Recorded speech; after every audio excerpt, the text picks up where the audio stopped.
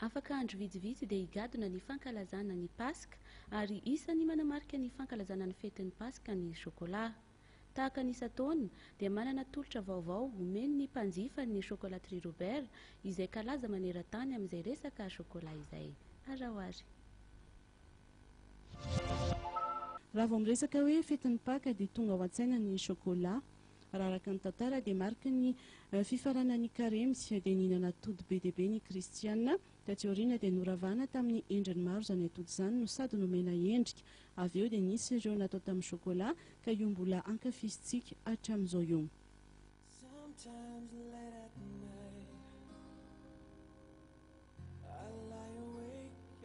Vanim-potoana manokana ny fetin'ny Pâques ho an'ny chocolaterie Robert, fotoana izay amoahana vokatra vaovao sy anehoana ny hatsaran'ny tena malagasy. Zava-baovao tamin'ity indray mitoraka ity ny rhum de poc-poc, tsy adinoina ihany koa ireo vokatra efa mahazatra toy ny gâteau amin'ny chocolat. Isaky ny fety aloha dia makato foana krismasy, Pâques, ny chocolat vitatsika le cacao eto a Madagasikara zany tsara dia ato koa mpamokatra anazy dia ato mirary mividy satria ato ny tena mpamokatra tsy. Hatramin'ny aladin'ny Pâques dia mbola afaka ataony mividy chocolat eny amin'ireo toeram-pivarotana chocolaterie Robert telo eto an-drenivohitra.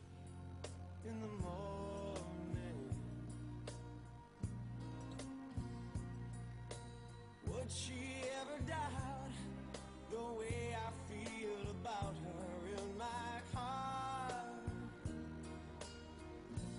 If tomorrow never comes, will she know how much I love her? Did I try in every